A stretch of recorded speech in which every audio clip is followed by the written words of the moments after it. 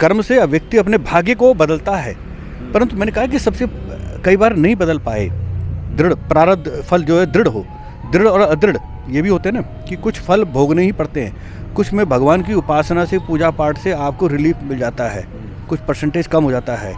जब अनुकूल समय आता है तो आपने जैसे पूर्व में कोई अच्छी मेहनत की, आपको बहुत अच्छा क्रेडिट नहीं मिला, सम्मान नहीं मिला, बहुत आप डिज़र्व करते थे, परंतु धैर्य रखिए। जैसे ही आपका अनुकूल समय आएगा आपको वो सम्मान मिलेगा, आपको वो फल मिलेगा।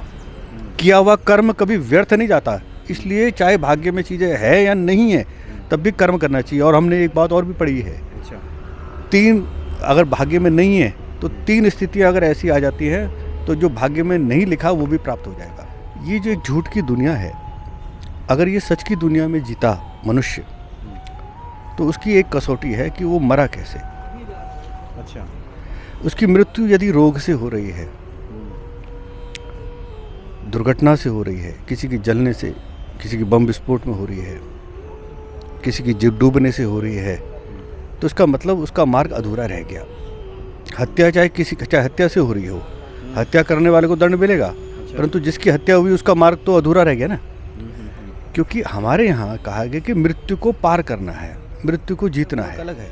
उस जीवन को बिताने के बाद उसका अंतिम शरीर छोड़ने की स्थिति क्या है, ये इस पर निर्भर करता है। तो हम लोग जो झूठ की दुनिया में जी रहे हैं वो हमारी कसौटी है मृत्यु। मृत्यु तय करेगी हमारी जीवन कैसा रहा, जीवन कैसा रहा।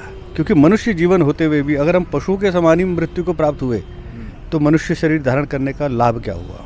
क्योंकि इसके अंदर विवेक है, चेतना है, इसके अंदर त्याग की भावना है, इसके अंदर योग को सिद्ध करने की क्षमता है, जो अन्य जाति के पशु पक्षियों में नहीं है। कभी कभी बहुत लोग भौतिक जीवन से परेशान होकर, बोर होकर अध्यात्म का, शांति का रास्ता ढूंढने जाते हैं, निकल पड़ते हैं पहाड़ों में, कहीं एकांत में।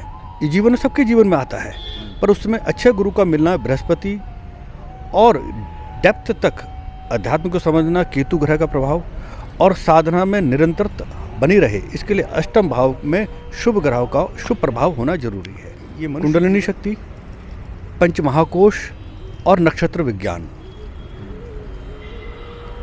ये इन तीनों को जब आप जोड़ेंगे तब आप सत्य के एक अलग पराकाष्ठा तक पहुंचेंगे। सत्य के एक द्वार तक एक नया आयाम खुलेगा। हाँ, सत्य का एक नया आयाम खुलेगा। ज्योतिष को जय सिया राम। आज एक बहुत ही महत्वपूर्ण शख्सियत से हम आपका परिचय करा रहे हैं और इनकी कोशिश है कि सत्य की खोज और उस सत्य से लोगों को परिचित कराकर, सनातन धर्मावलंबियों को परिचित कराकर उनके जीवन का कल्याण करना है। स्वागत है आपका। नमस्कार, बहुत बहुत धन्यवाद। जय सिया राम। जय सिया राम। अब चाहते हैं कि पहले आप अपने बारे में भक्तों को बताएं कि क्या कार्य क्षेत्र है आपका। सत्य की खोज, यही लक्ष्य है हमारा, और सत्य को लोगों तक पहुंचाना। क्योंकि सत्य मार्ग के बिना मनुष्य जीवन की और कोई जो है ना उपलब्धि नहीं है। अच्छा, मनुष्य जीवन प्राप्त हुआ है तो सत्य जानने के लिए ही हुआ है, और सत्य का मार्ग बड़ा कठिन है। कहते हैं ना, सत्य बड़ा कड़वा होता है। ये तब होता है जब लोगों ने झूठ के स्वाद के आदी हो गए हैं। अगर सच का स्वाद करेंगे तो सत्य से बड़ा मीठा और अमृत दूसरा नहीं है। तो सत्य ज्ञान अध्यात्म में छिपा है। अच्छा, अध्यात्म ज्ञान ही वेदों का निचोड़ है, जिसे सूक्ष्म वेद कहा गया है, वेदों का रस कहा गया है। और वेदो अखिलो धर्म मूलम। अगर हम कहें कि हम किसी धर्म मार्ग पर प्रचार में लगे हैं, परंतु धर्म का मूल तो वेद कहा गया है, और वेदों का जो रस कहा गया है वो अध्यात्म कहा गया है। और अध्यात्म के कोई ग्रंथ हैं तो वो उपनिषद है। हालांकि वो ब्राह्मण ग्रंथों का एक हिस्सा है। अच्छा, ब्राह्मण ग्रंथों से भी अभी भारत के लोग परिचित नहीं हुए हैं। आम जन ब्राह्मण ग्रंथों को देखती ही नहीं है, वो केवल पुराणों ग्रंथ को बारे में जानती है कि 18 पुराण वेद व्यास जी ने रचे, जबकि परंपरा से, वैदिक ज्ञान की परंपरा से भारत में उनके व्याख्यान के रूप में ब्राह्मण ग्रंथ हैं। हर वेद के ब्राह्मण ग्रंथ हैं। ये तो बहुत बढ़िया विषय आपने उठाया है और एक बहुत महत्वपूर्ण बात आपने बताई कि कई बार जो स्वाद है लोगों को पता नहीं होता। कई बार झूठ का ही स्वाद लग जाता है और व्यक्ति उसी को फिर अनुकरण करने लगता है, फॉलो करने लगता है। हम बात को आगे बढ़ाएं, थोड़ा सा हम चाहते हैं कि स्पष्ट करें कि अभी का जो लोग हैं, जो जनमानस है, वो किस प्रकार के झूठ में जी रहा है, जिसको आप बताना चाह रहे हैं, जिसको आप इशारा दे रहे हैं। बहुत अच्छा प्रश्न है। देखिए, जन्म हुआ है ये सत्य है, हम लोग मनुष्य हैं ये भी एक सत्य है। हम लोग इस प्रकृति में जो त्रिक योनियाँ हैं और जो पशु योनियाँ हैं, पक्षियों की जो योनियाँ हैं, जिसे कहते हैं कि 84 लाख इनकी संख्या होगी, हालांकि वैज्ञानिक लोग अभी खोज नहीं पाए, पर इतनी सारी जीवों के जो जातियाँ हैं, चींटी से लेकर हाथी तक, उससे मनुष्य बिल्कुल अलग है।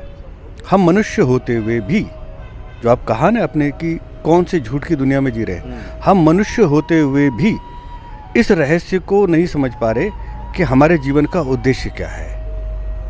मनुष्य जीवन होते हुए भी व्यक्ति मर रहा है। किससे मर रहा है? मरना तो निश्चित है। जैसे जन्म एक सत्य है, जातस्य ही धर्मो मृत्यु है, मृत्यु धर्मम, मृत्यु जो ध्रुव सत्य है, ऐसे ही जन्म लेने वाले की मृत्यु भी सच है।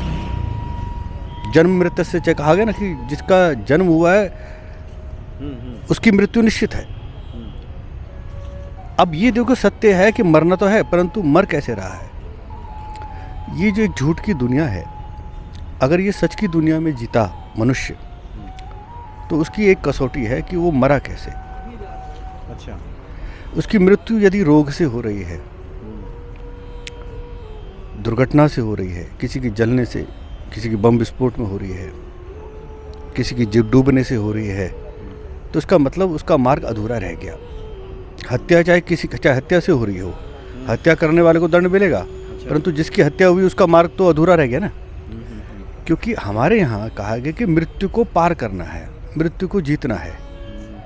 जब तक व्यक्ति समाधि अवस्था में शरीर को स्वेच्छा से नहीं छोड़ता, तब तक नहीं माना जा सकता कि वो एक अच्छी गति को प्राप्त हुआ है। यानी जो व्यक्ति अभाव में है, दुख दरिद्रता में है, और उसके बाद उसका जीवन समाप्त हो रहा है, या यूँ कहें कि ये जीना भी क्या जीना है, एक तरह से समय बिता रहा है, क्या इसको भी श्रेणी में ले सकते हैं?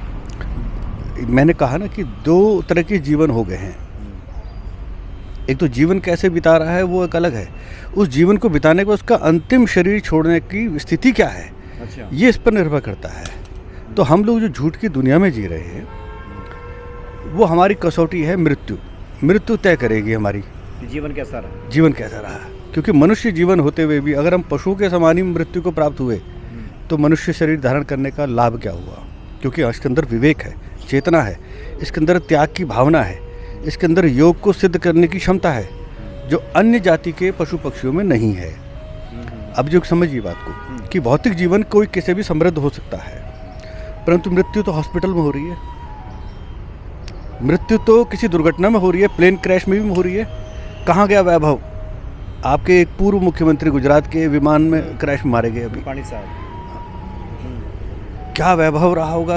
अमेरिका में बिजनेस, वहाँ लंदन में प्रॉपर्टी हैं, बिजनेस हैं, सभी वीआईपी थे जो लंदन की फ़्लाइट में चल रहे हैं, कम तो कोई नहीं रहा होगा, परंतु मृत्यु कैसे रही?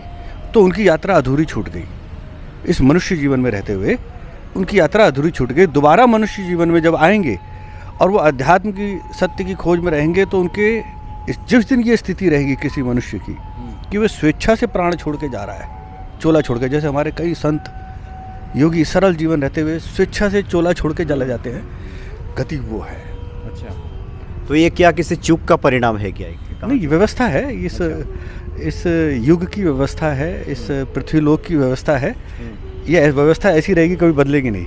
ये बदलना तो हमें खुद को होगा। नहीं, हम लोग आध्यात्मिक चर्चा करें आगे कि कैसे जीवन लोगों का सुखमय बने, लेकिन जैसे कहा जाता है कि पहले समस्या की जड़ अगर समझ में आ जाए तो उसका निदान आसान हो जाता है। तो जो आपने अनुभव किया है इस यात्रा क्रम में कि लोग भूले क्या कर रहे हैं, अगर आप इशारा देना चाहें। देखिए, योग जीवन, अच्छा, योग जीवन का जैसे ही त्याग करेंगे हम, तो हमारे दुख हमें पीछा नहीं छोड़ेंगे। जबकि ये जीवन है ज्योतिष के हिसाब से, क्योंकि मैं ज्योतिष का भी एक विद्यार्थी हूँ, शोध करता हूँ, ज्योतिष के आधार पर भी मार्गदर्शन देता हूँ, परंतु ज्योतिष के हिसाब से जीवन महादशाओं के क्रम से चलेगा। अच्छा, हाँ, ये देखिए अध्यात्म और ज्योतिष को यहाँ मिलाना पड़ेगा, क्योंकि जीवन भोगने के लिए है। अगर भोग में कहीं कठिनाई है और कुछ पूर्व जन्म के कर्म और ये महाग्रहों के कारण अगर उसका कुछ योग बन रहा है तो उसको जानना भी जरूरी है। परंतु कुंडली दिखानी है तो आप दिखाइए कि मेरे आध्यात्मिक साधना का योग कब प्रबल हो रहा है, क्योंकि हर वक्त परिस्थितियाँ आपके अनुकूल नहीं रहती। ऐसा कोई मनुष्य जीवन नहीं है कि जब उसको भक्ति करने का और साधना करने का, ईश्वर को प्राप्त करने का, आत्मचिंतन करने का अवसर प्राप्त ना हुआ हो। हमारी कुंडली में 12 भाव होते हैं। 8वां भाव है साधना का, वेरी सीक्रेट भाव, गुप्त भाव, और चीज़ों के लिए भी है।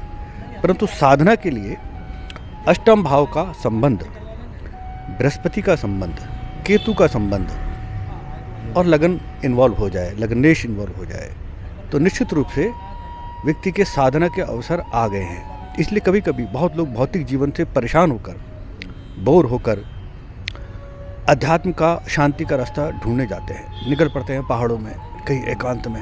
ये जीवन सबके जीवन में आता है, पर उस समय अच्छे गुरु का मिलना, बृहस्पति और डेप्थ तक अध्यात्म को समझना, केतु ग्रह का प्रभाव और साधना में निरंतरता बनी रहे, इसके लिए अष्टम भाव में शुभ ग्रहों का शुभ प्रभाव होना जरूरी है। ये मनुष्य जीवन केवल पिछले कर्मों के भोगने के लिए नहीं है, इसमें बहुत पॉसिबिलिटीज़ हैं कि हमें फ्री विल मिलती है, यानी कर्म करने की स्वतंत्रता भी। अच्छा, इसलिए कर्म से व्यक्ति अपने भाग्य को बदलता है। परंतु मैंने कहा कि सबसे कई बार नहीं बदल पाए। दृढ़ प्रारब्ध फल जो है दृढ़ हो, दृढ़ और अदृढ़ ये भी होते हैं ना कि कुछ फल भोगने ही पड़ते हैं। कुछ में भगवान की उपासना से, पूजा पाठ से आपको रिलीफ मिल जाता है, कुछ परसेंटेज कम हो जाता है। जब अनुकूल समय आता है तो आपने जैसे पूर्व में कोई अच्छी मेहनत की, आपको बहुत अच्छा क्रेडिट नहीं मिला, सम्मान नहीं मिला, बहुत आप डिज़र्व करते थे, परंतु धैर्य रखिए, जैसे ही आपका अनुकूल समय आएगा आपको वो सम्मान मिलेगा, आपको वो फल मिलेगा। किया हुआ कर्म कभी व्यर्थ नहीं जाता, इसलिए चाहे भाग्य में चीज़ें है या नहीं है तब भी कर्म करना चाहिए। और हमने एक बात और भी पढ़ी है, 3 अगर भाग्य में नहीं है तो 3 स्थितियाँ अगर ऐसी आ जाती हैं तो जो भाग्य में नहीं लिखा वो भी प्राप्त हो जाएगा। कौन सी स्थिति? एक तो आप भगवान की तपस्या कीजिए, चले जाइए एकांत में भक्ति कीजिए, ईश्वर से वरदान मांगिए, एक इच्छा तो वो शक्ति है, वो आपकी इच्छा को अवश्य पूरा करेगी अगर आपने अच्छी कठोर तपस्या साधना की है। दूसरा उससे सरल मार्ग है, घर के बड़े बुजुर्गों का आशीर्वाद प्राप्त कर लीजिए। अगर उन्होंने आशीर्वाद दे दिया ना, बच्चा है जा, तो समझ लीजिए आपको वो जीवन में प्राप्त होगा, चाहे भाग्य ना, क्योंकि वो बड़े बुजुर्गों का आशीर्वाद है, तो फलित होगा। और तीसरा कोई संत, योगी, महात्मा, अगर आपने उसकी सेवा कर दी, किसी सिद्ध की तो, और उसने अगर प्रसन्न होकर आपको आशीर्वाद दे दिया तो वो भी फलित होता है, हृदय से बातें निकल गई निकलती है। हाँ, इसलिए कर्म तो करना चाहिए, भाग्य अपना काम करेगा, कर्म आपका अपना काम करेगा। अच्छा, आपकी बातों को सुनने के बाद आप चूँकि आध्यात्मिक मार्ग पे आपका ज़्यादा जोर रहता है, मनुष्य के सामने 2 रास्ते बचते हैं। अगर वो तपस्या भी करे, कुछ लोग हैं जो रिचुअल्स जिसको कहते हैं कर्मकांड, उसका सहारा लेते हैं, ईश्वर को धूप बाती करते हैं, जल चढ़ाते हैं, पूजा पाठ करते हैं, जो हमारे कर्मकांड में बताया गया है। दूसरा है कि आध्यात्मिक रहस्यों को समझा जाए, ईश्वर के नियम क्या हैं उसके बारे में हम परिचित हुआ जाए। आपका जोर किस पे रहता है? जी, मेरा जो कहना है कि 2 तरह के दार्शनिक हुए वर्गों में, अगर सभी संतों को, दार्शनिकों को 2 वर्गों में विभाजित कर देते हैं। एक, उन्होंने इस लौकिक परंपरागत पूजा पाठ को नकार कर एक स्वतंत्र या स्वच्छंद भी कह सकते हैं, वो मार्ग अपनाया। बहुत सारे हैं, मैं नाम नहीं लूँगा। दूसरे वही कि संत इसी मार्ग में रहे, तीर्थों की यात्रा करते रहे, तीर्थों में देवताओं की उपासना करते रहे हैं और कर्मकांड को भी नहीं छोड़ा है, जीवन में कर्मकांड भी किए हैं, परंपराओं को भी निभाया है और जो शास्त्र सम्मत देवताओं की जिस विधि से, विधान से देवताओं की उपासना की है, उसी विधान से करते हुए सत्य को प्राप्त हुए हैं।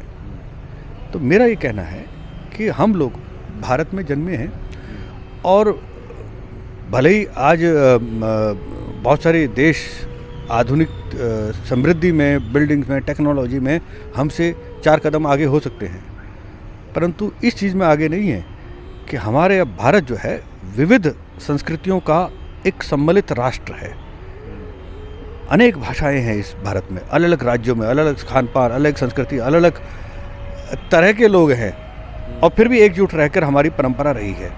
ये विविधता का जो एक सूत्र में बंधना, ये कहीं वर्ल्ड में कहीं नहीं मिलेगा, ये भारत में है। क्यों? क्योंकि भारत ने बाहरी चीज़ को प्राथमिकता नहीं दी है, आंतरिक चीज़ को प्रधानता दी है, यानी अध्यात्म को। हमारी जब भगवान शिव की जो लीलाएं होती है, तो आप कश्मीर से लेकर दक्षिण तक आप जा सकते हैं, श्रीलंका भी जा सकते हैं, वहाँ तक भी लीलाएं हुई हैं। क्योंकि जो रावण के जो नाना थे, माल्यवान के कसी के पिता माल्यवान, उनके जो पिताजी थे, क्योंकि माले सुमाली माल्यवान ये उनके पुत्र थे, वो विद्युतकेश के थे। विद्युतकेश को भगवान शिव ने आशीर्वाद देकर उनका पालन पोषण किया था, माँ पार्वती का आशीर्वाद प्राप्त था। तो भगवान शिव का संबंध तो श्रीलंका से भी आ जाता है। और देखिए ना, भारत को जोड़ने के लिए देवताओं की जो लीला है, कहानी है, इससे आप अलग नहीं हो सकते। इसको अगर मिटाने का जो प्रयास कर रहा है, इनको जो नकारने का प्रयास कर रहा है, वो बहुत कुछ खो देगा। अगर युवा पीढ़ी इसको नहीं समझेगी ना कि भगवान राम यहाँ से लेकर हिंगलाज बलूचिस्तान तक उनका प्रभाव है, इंडोनेशिया बाली तक, वहाँ तक उनका प्रभाव है। तो हम लोग ऐसा नहीं कि कुछ पाने के लिए अपनी परंपरा धरोहर को खो दें और हाथ में कुछ नहीं रहेगा, ना वो मिलेगा ना ये मिलेगा। ये है। और आप कह रहे हैं कि मिस क्या किया है, मिस क्या हो रहा है, वो बड़ा इम्पोर्टेंट है। देखिए, मैं प्रारंभिक अवस्था में तो इस बात को नहीं कहूँगा कि जो हमारी उपासना पद्धतियाँ चल रही हैं, भारत को समझने के लिए ज़रूरी है, लोगों को जोड़ने के लिए ज़रूरी है। तो पहले तो उससे आप जुड़िए, और अंतिम समय में जब आपको सत्य को जानना है तो कसौटी बना लीजिए। कसौटी है कुंडलिनी जागरण, कुंडलिनी शक्ति को पहचानना। दूसरा, पंच महाकोश को समझना। कुंडलिनी शक्ति, पंच महाकोश और नक्षत्र विज्ञान, ये इन तीनों को जब आप जोड़ेंगे तब आप सत्य के एक अलग पराकाष्ठा तक पहुंचेंगे। सत्य के एक अलग द्वार तक, एक नया आयाम खुलेगा। हाँ, सत्य का एक नया आयाम खुलेगा। ज्योतिष को भी आपने स्वीकार करना है, ये मेरे बनाए हुए नहीं, ये भगवान की रचना है। और इस विज्ञान को हमारे ऋषियों ने खोजा है या उनकी ईश्वरीय प्रेरणा से लिखा है। 27 नक्षत्रों के बारे में, वरना कोई टेलीस्कोप आपको बता नहीं सकता था कि ये नक्षत्र, इसके ये गुण है, ये है। नक्षत्र विज्ञान ये जानना जरूरी है, जिससे आप ब्रह्मांड के सर्वोच्च ज्ञान को, है ना, फिजिक्स का है पूरा एक, उसको समझना जरूरी है। एस्ट्रोनॉमिकल ज्ञान आपका जरूरी है, तभी आप एस्ट्रोलॉजी को समझ सकते हैं। बिना नक्षत्रों के आप ज्योतिष को भी नहीं समझ सकते। ज्योतिष मतलब प्रकाश, ज्योतिष मतलब नेत्र। जब तक नेत्र ही नहीं होंगे तो आप जो वेद को कैसे समझेंगे? हाँ, बिल्कुल। तो वेद को समझना है, ज्ञान को समझना है, स्वयं को जानना है, तो ज्योतिष जरूरी है। ज्योतिष के बाद आपका शरीर के ऊपर प्राण का आधिपत्य है, इस प्राण के चक्र को समझना है आपने। तीसरा, पंच महाकोश, जो कॉस्मिक बॉडीज़ हैं, पंच महाकोश। अन्नमय कोश के ऊपर 4 कॉस्मिक बॉडीज़ हैं, प्राणमय कोश, मनोमय कोश, विज्ञानमय कोश और आनंदमय कोश। और आनंदमय कोश जब आप पहुंचेंगे तभी आप भगवान शिव तक पहुंच सकते हैं। आज की कड़ी में एक बार थोड़ा हम आपके बारे में जानना चाहते हैं कि आप अपने बारे में भक्तों को बताएं कि इस क्षेत्र में कैसे आपका आना हुआ, कि क्या शिक्षा दीक्षा आपकी रही। देखिए, जो सत्य का जो मार्ग है, उसके लिए इस जीवन की शिक्षा उपयोगी नहीं होती है, कोई उपयोगी नहीं होती। हाँ, ये ज़रूर है कि व्यक्ति के बौद्धिक विकास में कहीं योगदान जरूर होता है, किसी भी माहौल का। और मैं कहता हूँ कि जब हमारे यहाँ पर आप आधुनिक टेक्नोलॉजी है, वेस्ट मैनेजमेंट एक सब्जेक्ट आता है, जिसके अंदर कूड़ा कचरा भी उपयोगी बन गया है, उपयोगी बनाया जाता है। तो जीवन में कुछ भी अनुपयोगी नहीं है। कोई भी विद्या हमने जो पढ़ी है एकेडमिक इसमें, तो वो व्यर्थ नहीं है। सत्य मार्ग में उसका भी हमने उपयोग कर लिया है। जीवन में बहुत कुछ किया, तो उसको भी हमने नकारा नहीं कि भाई वो उसका कोई लाभ नहीं है, उसको भी उपयोगी कर लिया। हर परिस्थिति को, हर दुख को, हर अभाव को, हर विपरीत परिस्थिति को कर लिया। यही जीवन की यात्रा है। नहीं, लोग आपको अगर जानना चाहें, पहचानना चाहें, जैसे कि एक आम व्यक्ति की शुरुआत होती है, स्कूल जाता है, कॉलेज जाता है, उससे फिर एक मार्ग चुनता है कि हम इस मार्ग पे बढ़ेंगे। क्या शुरू से ही आपका ये डिसाइडेड था, या फिर जैसा आपने कहा कि हर अनुपयोगी को आपने उपयोगी बना लिया और इस तरह? देखो, बहुत ज़्यादा अभी विस्तार में तो मैं नहीं बताऊंगा। अच्छा। हाँ, पर इतना बताऊंगा कि एक ज्योतिषीय बात भी है ना कि एक विशेष दशा में जब मृत्यु से हमारा सामना होता है, मृत्यु अपना अनुभव करा देती है, मृत्यु हमारा एक विषय बन जाता है। तो लगभग 16-17 वर्ष की अवस्था में मृत्यु मेरा विषय बन गया था, मृत्यु को जानना। अच्छा। उसकी साधना, उसके अध्ययन, उसके बारे में साधना करना, अध्ययन करना, ये विषय आ गया था। और संयोग से ये आपकी जिज्ञासा। हाँ, जिज्ञासा होती है ना कि है क्या, कि डेथ क्या है। तो उसी तरह के एक व्यक्ति से भी हमारा एक सिद्ध ब्रह्मचारी थे, उस समय साधना करते थे, उनसे मेरा परिचय हुआ और उनके सानिध्य में रहकर थोड़ा सा ध्यान का अभ्यास किया, यज्ञ भी किए, जंगल में बैठकर, है ना, मतलब मिट्टी में बैठकर, है ना। अच्छा। और साधना किया, प्राणायाम किया, समझा क्या है। तो उस वक्त की यात्रा शुरू हो गई और फिर जो अनुभूति होती है ना, वो ये फिर आपको मार्ग देती है कि आपका जीवन कुछ अलग है। तो भौतिक जीवन कैसे भी चलता रहे, अध्यात्म के अंदर से यात्रा अलग चलती है। हम उसी बात को एक अलग आयाम से देखना शुरू कर देते हैं। सामान्य रूप से बाहर का जीवन अलग नज़र आएगा, परंतु अंदर से हम एक अलग डायमेंशन में जी रहे हैं। तो यही यात्रा है। इसलिए बहुत सारे संगठनों में सामाजिक जीवन भी रहा है, तो अभी भी है। परंतु अध्यात्म अंतिम यह है कि अगर हमने खुद को शांति हमें मिल रही है, उससे औरों को भी शांति मिले, परंतु परंपराओं को रहते हुए, निभाते हुए सुरक्षित जीवन जरूरी है। बहुत आनंद आया आपसे बातचीत करके और हम चाहेंगे आगे भी हम लोग बातचीत करेंगे। बहुत बहुत धन्यवाद। धन्यवाद मनोज जी, बहुत बहुत धन्यवाद।